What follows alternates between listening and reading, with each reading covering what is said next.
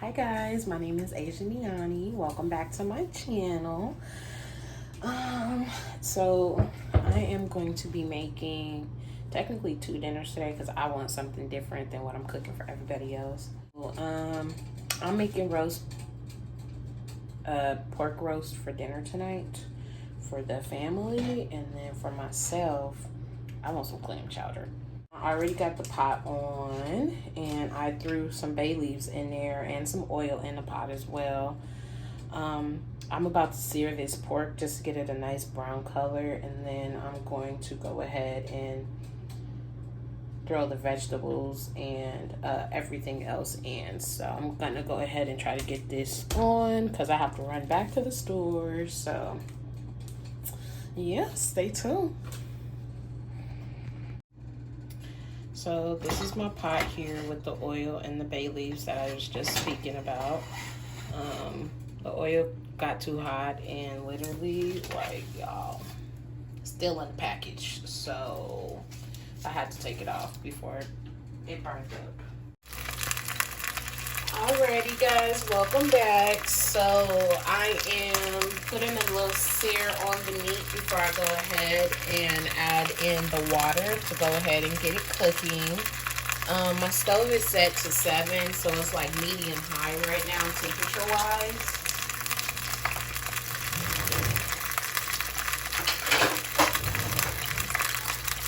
And I did go in and do fat side down first. And I just have the bay leaves in here. I'm about to grab some garlic in a second, but I think I'm going to wait till I go meat side down before I grab the garlic.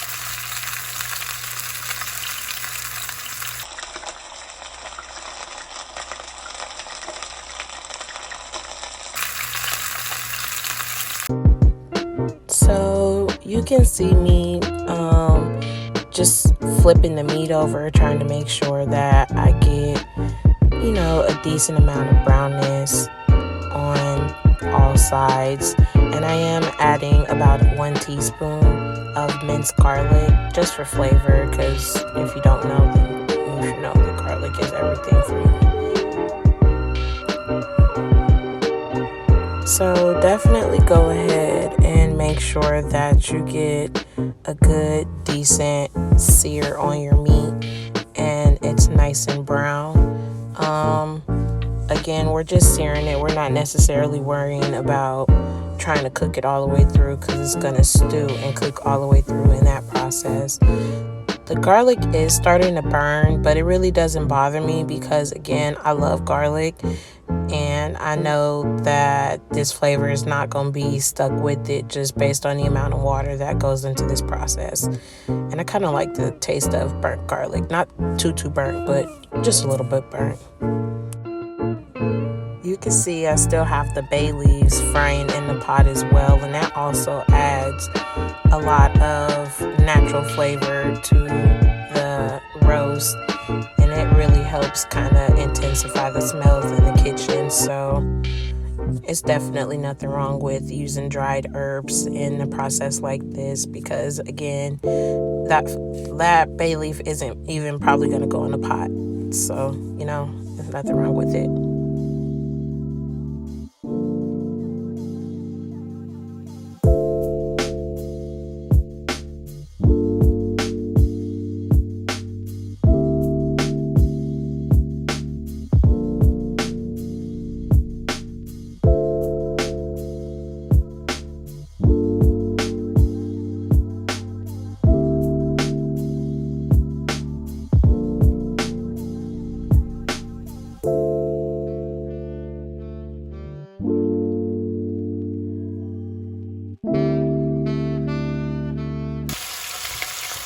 smells so good, y'all.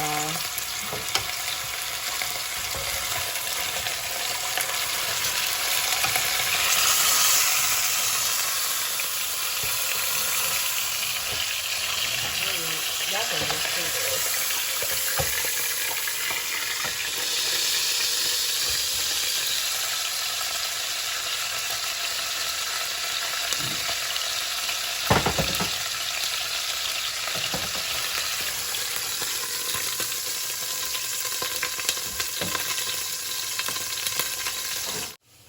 Alrighty, so just switched my pot out, kept it very easy peasy, lemon squeezy. We are going to go in with a smidge more of some garlic. I will put some more bay leaves in there. Oh.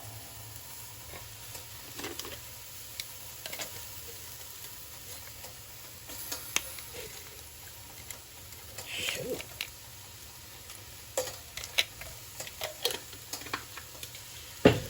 Toss a smidge of oil.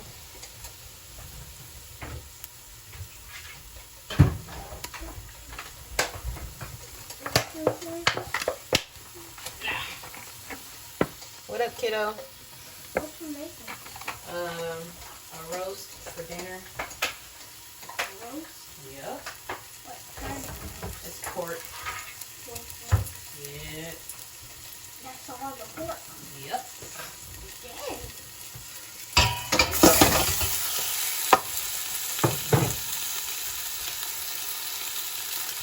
Roasted wing, y'all.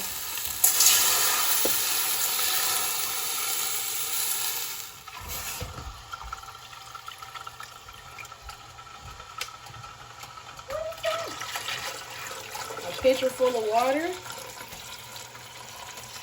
I'm not gonna lie, I thought that was Kool-Aid. What?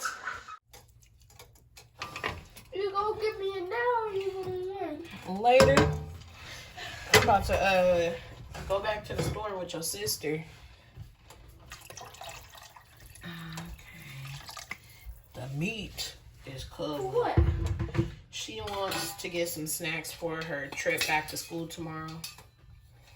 All right, y'all. So I will be back with the update. I guess once I put the potatoes and the vegetables in there, I'll come back to y'all. But I'm going to go ahead and let this stew and run to the store. And we'll see what it looks like when I get back. Alrighty, guys. So I literally just got back in the house from the store. And this is how it's looking. Not really much progress, honestly, but I've only been gone for like an hour, so it's been on the stove for about an hour, and I turned the temperature down to like a 4, so not very high heat, low and slow, baby. Alrighty, so the pork has officially been cooking for 2 hours and 5 minutes. So I'm about to try to flip it over because it was kind of cooking with the fat side down, but I want the meat to be more in the water and the fat to be on the top.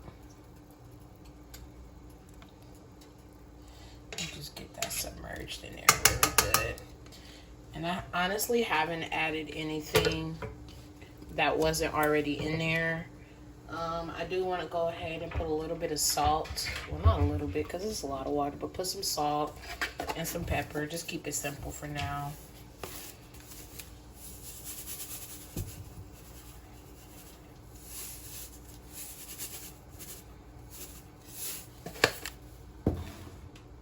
I think I might throw a couple more bay leaves in there.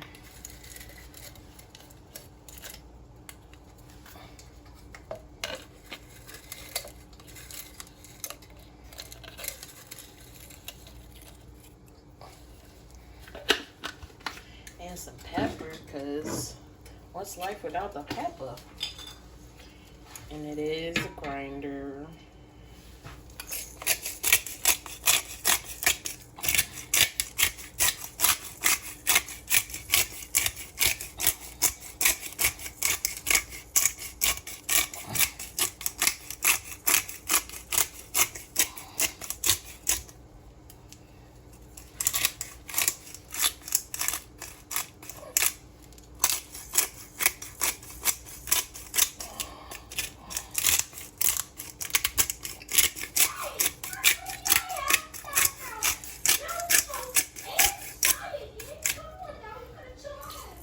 Sorry, I got y'all moving a lot. My arm keeps hitting this phone. We will stir this in.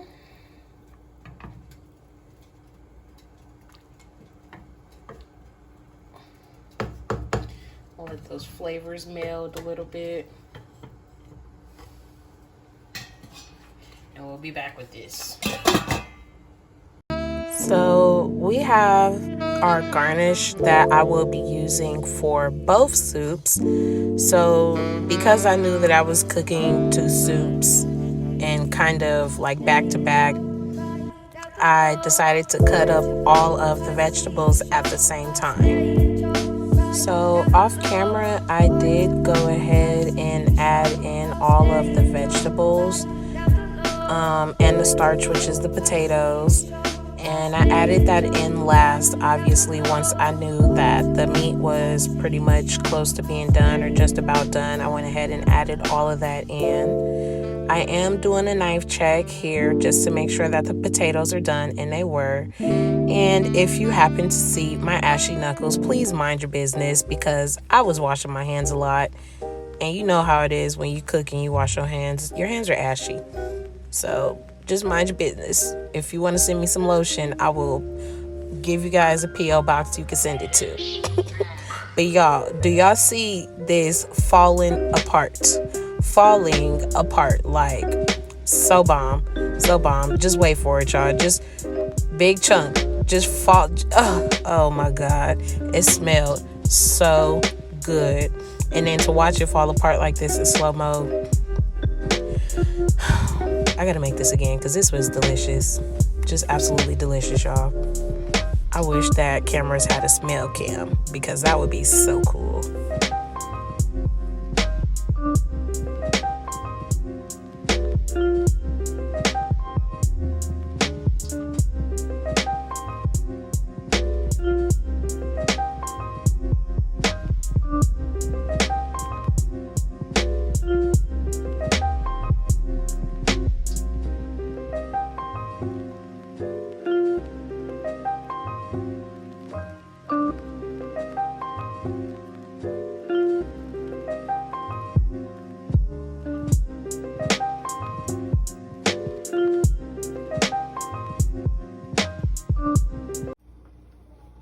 So I don't know if you could tell, but on the top of it, that is seasoning that I added.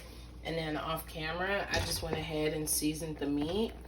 As far as the seasoning for the meat, I did onion powder, onion powder, garlic powder, chili powder, and some seasoning salt and regular salt.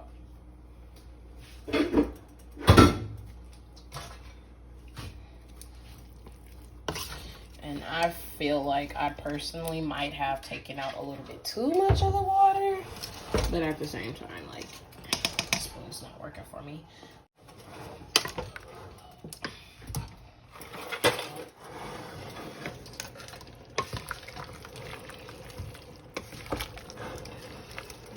Yeah, this has to come off. I'll switch the angle. Yeah. Can we please get into it? Come on and get into it, because the steam was giving everything. It didn't even do this soup justice. It was so good.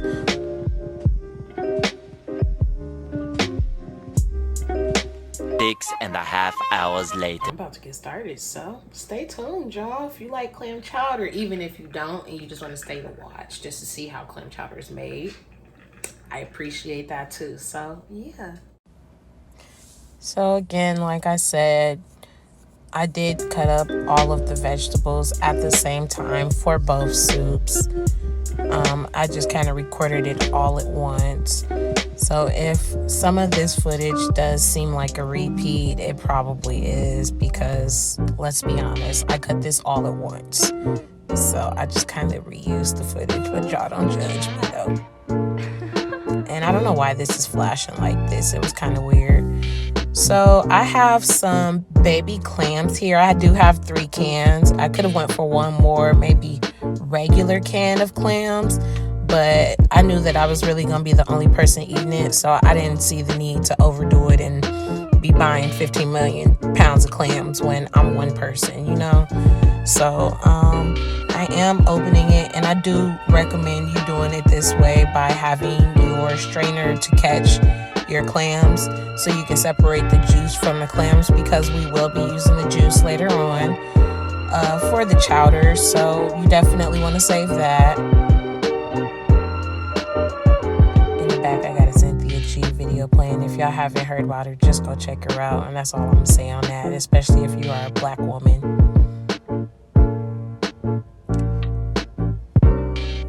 Once you have all of your clams separated from the juice, make sure you have another bowl ready to put your clams into, because you want to keep everything separate.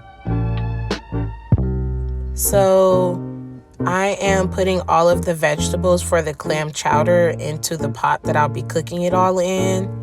And everything was washed before I did go ahead and get started, just so y'all know. Here I am adding the clam juice from the cans, and I really don't even let this cook long, because I know I'm kind of gonna let it simmer and meld together for a while, just so those potatoes are nice and tender for my soup. And this is just like some regular water. I did go ahead and put some water in one of the cans. Alrighty, wow, I didn't even know I was recording. So I did take out all of the vegetables, and they are in a separate bowl off camera.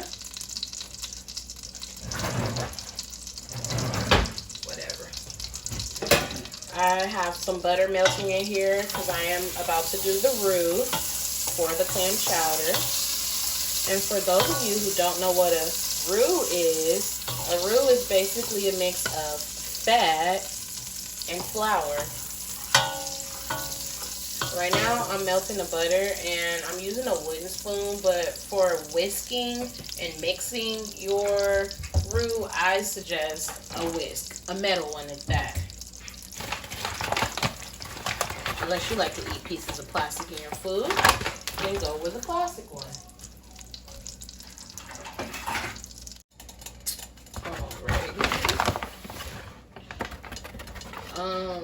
For most roux, you normally let the flour get real dark before you actually go ahead and mix in your liquid, but because this is clam chowder, we're not going to try to cook the flour that much. The recipe that I seen on All Recipes actually called for some half and half, but I bought buttercream because buttermilk, because I wanted to do it my way and put my own little spin on it. So,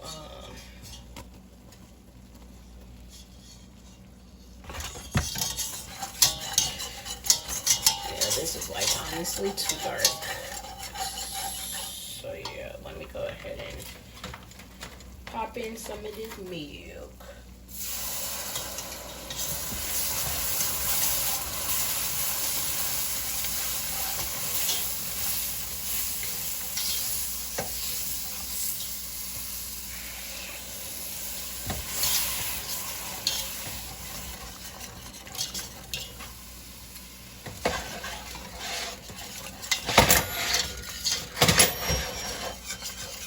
Man, it smells good. I freaking love. Give me some buttermilk, y'all. So you see how it's getting thick on me?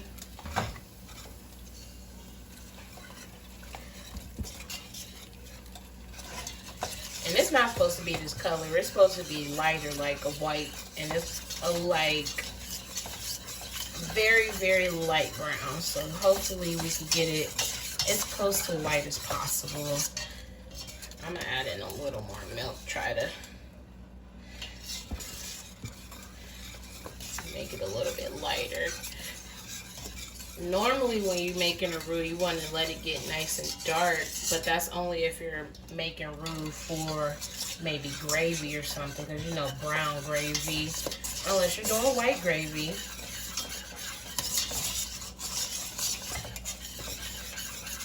I like how thick this is. So I think I want to add in just a smidge more milk. But I like, this is looking really good, guys.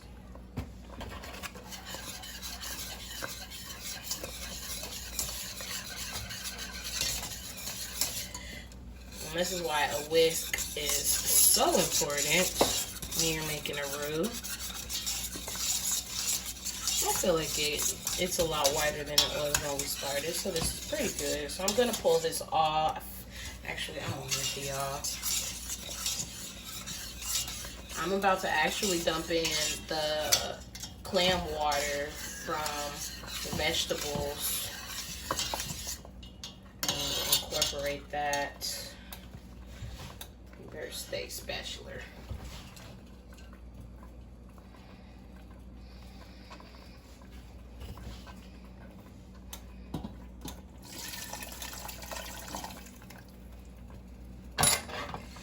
Alright, so we are going to mix it.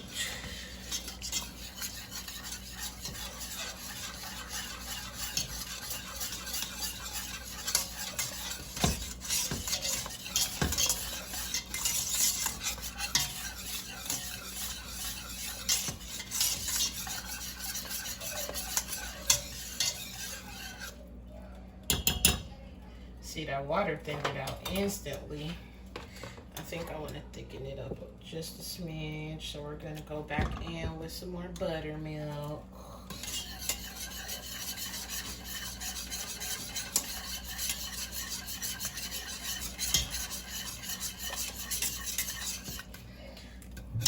I don't think I had enough flour in my roux, honestly. I probably should have used just a whole stick of butter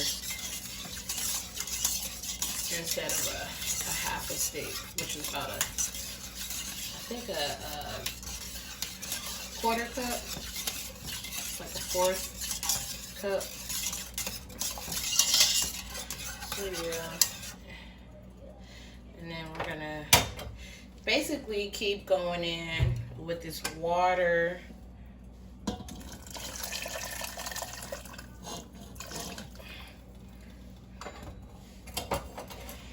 Incorporating all these delicious flavors.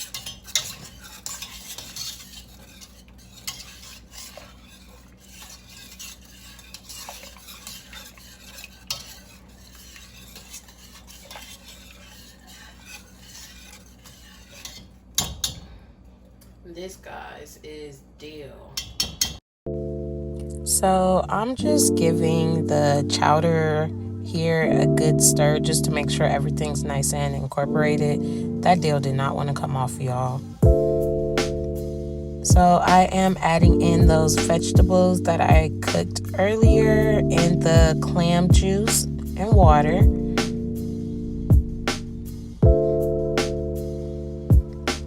And for those baby clams, the real party is here, y'all.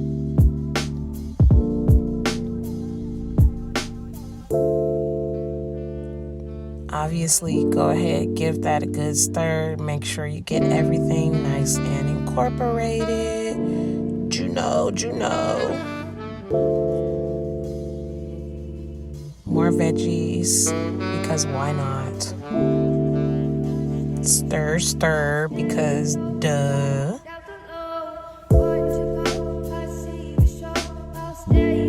Gonna be adding a little bit more dill here because I was just going dill crazy after I watched this video on YouTube about some girls going to Boston and trying clam chowder, and one of the places had dill, and I was like, I like dill, and I went crazy, obviously. So yeah, don't judge me, y'all, just try it. I added a couple bit of, I want to say maybe tablespoons of more minced garlic just for flavor.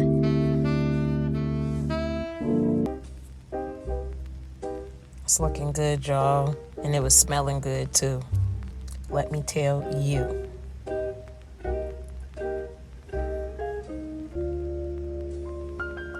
So I am about to add in this white wine vinegar. Pause. You're going too fast, baby. You're going too fast. Bring it on back. and use the measuring cup.